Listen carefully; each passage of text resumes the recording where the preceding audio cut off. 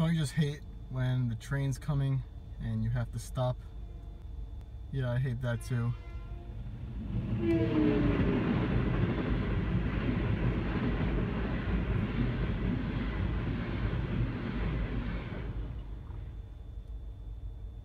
All right, let's go.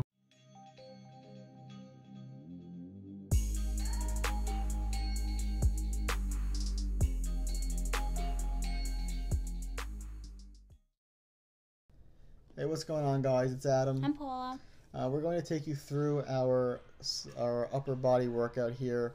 While we're showing the clips of this workout, I'm going to just discuss my routine 5-3-1 in a bit more detail so you know what I'm doing. And then I'm going to talk about my accessory exercises and how I select those, why I select those, and the rep ranges that I choose. Here you just see a clip of me weighing the 45-pound plate, because at this gym the 45-pound plates are heavier than they say. And here the reason I'm doing assisted pull-ups, not regular pull-ups, is because this particular week I'm doing 12 to 15 reps on my accessory exercises, and I can't do 5 sets of pull-ups for 12 to 15. I could possibly do 1 or 2, but not 5 sets. So the assisted pull-up machine lets me get those 5 sets, and that's the reason I'm doing it. I am supersetting bench with pull-ups. I don't show every set of these pull-ups because they all look the same, but I'm basically doing bench pull-up like that. So basically 5-3-1, it's a strength-based program. It runs in 6-week cycles that go off of your 1 rep max. So when you begin the routine, you have to start with your 1 rep max on every lift. So I'm just going to make up numbers. For example, these aren't my actual numbers, but let's just say for bench, let's say your actual max is 300 pounds. To start the routine, you take 90% of that max, and 90% of 300 is 270. So 270 would be the max that you actually go off of. At that point, each week you have a certain percentage of your 1 rep max that you do for a certain amount of reps. Week 1 has different percentages than week 2. Week 3 is different than week 1 and 2. So after you do all of those percentages through weeks 1 through 3, you then repeat the same ones weeks 4 through 6 before taking a deload on the 7th week, before you start over with increasing your max by either 5 or 10 pounds, depending on if it's an upper body lift or a lower body lift. Now, the reason 5-3-1 is a good routine for me and for a lot of other people is because it allows you to focus on strength on the big 4 lifts. It's a 4-day routine. Each workout is focused on either the bench, deadlift, squat, or overhead press.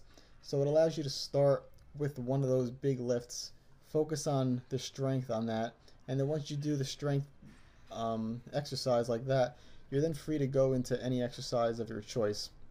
So it allows me to, after I do that strength programming, I can then do bodybuilding exercises, because my current goal is to not just get stronger, but it's also, I still would like to put on some size while staying lean at the same time. So by doing 5-3-1, it allows me to focus on strength on the big 4 lifts, and then I could still focus on adding size with bodybuilding movements as well. And here Paula is benching, and she's going to talk a little bit about that. Yes, so upper body workout. This is my heavier day. Unlike Adam, I'm not following 5-3-1 on my bench. I recently started benching, and as a girl, it's not a focus to develop a chest. So I was doing a chest machine before, and then I thought, well, if I'm doing this, if I'm hitting chest once a week, might as well do the most compound exercise for chest. So I started benching. Currently, I'm benching 70 pounds. No, 75. Don't sell yourself sorry. short. 75 pounds. Basically, just do 3 sets of 5 reps, and that's about it. My main focus on this lift would be my pull-up. Yes, pull-ups. Now, what you just saw was a joker set for me. 5-3-1, after you do those 3 sets of your percentages, you could then have the option of doing a joker set where you bump up the percentage by 5% of your heaviest set of the day. For example, this week in particular was 95% on my last set. So the joker set, I bumped it up 5%, which was 100%.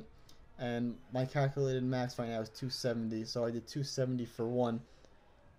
I just saw it went up pretty easily. That's because my max is calculated at 90% of my max. So even though my real max is higher than 270, currently my training max is set at 270. Now, the big key to 5 through 1 is the AMRAP set. Every lift on the last set, you do as many reps as possible, and the real goal is to set a new record every time you do that set. So either do more reps or do more weight than you normally do, or than you did the previous time that you did that weight or that set. Here I'm doing another AMRAP.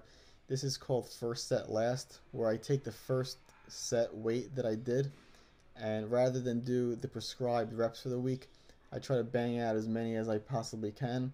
So I'm really doing 2 AMRAP sets, one lighter, one heavier.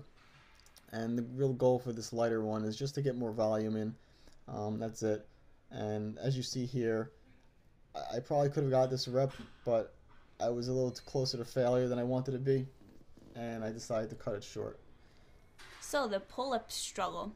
Basically what I've been doing lately is using the assisted pull-up machine. A couple of months ago, I was very close to do chin-ups and pull-ups. However, my weight started increasing, which became a whole lot more difficult. I'll talk about my diet plans in the future videos. Paula will be cutting in for the summer starting soon, so we'll have videos going over her plans for that. Yeah, so stay tuned. So basically, I've been using the assisted pull-up machine. I do 3 sets for 5 reps, and recently I've been researching and trying to figure out what I can do to get a pull-up, and I came across this idea of negative pull-ups. What it means is that you get to the top however you can, and then you begin to slowly go down. So you begin to develop back strength. And then there's also the method of learning how to hang from the bar. But for now, I'm just going to try the negative pull-ups. As you see in the following clip, no, not this clip, I think the one after this one. Yeah, I mean, basically the idea is she's not the only one that can't do a pull-up. I'm sure there's a lot of you out there who can't do a pull-up. I couldn't always do pull-ups. So the idea is by doing the negatives, you're kind of showing your body what it's like to be at the top of a pull-up, kind of giving a little tease so that you develop the strength and you are able to actually do a pull-up. So I mean, assisted pull-ups are a good way to get your body used to the motion. Negatives are a good way to get your body used to your own body weight in a pull-up. And here Yes. Paula goes. And believe me, it's not that easy to go down slow. You actually have to have a lot of control of your back muscles. And I tried this one for 2 sets. I'll definitely be including an extra set for the future. And definitely try them. I mean, she was laughing, but you could tell she was in pain. And here I'm just doing overhead press. Here what I'm doing is I like to do on overhead press day, I do bench for lightweight just to get some volume in. And on my bench day, which is this workout, I like to do overhead press for 5 sets of 10 at 60% of my max. Now, it sounds easy. This is only 100 pounds, and I could overhead press a lot more than 100 pounds, but after bench and doing all those sets, it is very difficult, a lot harder than it looks. And I'm supersetting those with these pendlay rows right here. Now, what I was saying before is my accessory movements. I choose them based on which exercise I feel hit my muscles the best, if that makes sense. So I like to be selective. Pendlay rows hit my entire back, so I like to do them. Pull-ups hit my entire back, I like to do them. I don't really waste my time with many isolation exercises. I like to choose compound exercises that hit as many muscles as possible. And I do vary my rep ranges. One week I'll do 6 to 8, another week I'll do 12 to 15. This is my 12 to 15 week. One week I'll do 8 to 10, and another I'll do 10 to 12. So I vary those reps to make sure I hit different muscle fibers, and make sure I vary the rep ranges to make sure I'm hitting as many different fibers as possible rather than always hitting the same thing. So this is 12 reps right here of pendlay rows. I find high reps of anything very difficult. So 12 reps of this with only 210 pounds is much harder to me than when I do like 255 for 6. I don't know if you guys are the same, but once I go above 10 reps, my body gives out and I find it very difficult. So that's where I stand with the rep ranges. I vary them, and I recommend doing the same thing, because if you're always hitting 8 reps, you're going to be you're going to be missing out on the potential gains that you could be making. Yes, and in this video, this is actually my first time trying 85 pounds on pendlay rows. Previously, I had been doing for a while regular barbell rows, and to be honest, it was kind of a disaster. I was never comfortable doing them. My back was never straight. I felt like I was not even hitting back. However, the second that I started doing pendlay rows, it came much easier, and I was able to get pretty good reps. My back, as you can see, it keeps very straight, and it gives me a second to pause at the bottom and reset the set. So I like them much better than regular barbell rows. Yeah, it allows you to reset, so it's more comfortable. And the only reason, I know what you're thinking, I'm curling in the squat rack. I'm only here because Paul is still rowing in front of me, so no one was using it. I wasn't taking this from anyone, don't worry. I hate curling in the squat rack. He's not that kind of person. I'm not like that, I promise. So I'm only there because she's using it anyway, and no one else could be there. But eventually I did abandon him on his last set. Yeah. So I don't normally do this, but I'm doing it here. I'm actually supersetting this with an incline chest machine that you're going to see in a second. I'm doing 15 reps on this machine. That's why I'm making a funny face. But I haven't seen this machine anywhere before. It's very good. It's kind of like doing a dumbbell press, only you don't have to stabilize the weight. And after that, I'm doing a quick little drop set. I mean, it's 15 reps, so I was dead. The weight's barely anything, and I was still dying. But yeah, I do like this machine, and the reason I superset all of these things is really to save time. This workout takes like about an hour and 20 minutes. If I didn't superset, it could probably take over 2 hours. So I like to superset the things that don't affect each other. So biceps and chest, they have no impact on each other. And I'm gonna let Paula talk about her shoulder press journey. It's definitely one of my favorite exercises now. For a long time, I did machines, and I never realized how the machines did nothing for me. And the second that I started doing dumbbell, I saw the progress on my shoulders. I mean, I don't have huge shoulders or anything like that, but the benefit was much better than a machine. In a machine, I wasn't really hitting much. So yeah, I'm gonna let her keep talking about that while you just see me do some lateral raises here. Yeah, I mean, basically Paula's story is she does a machine for a while.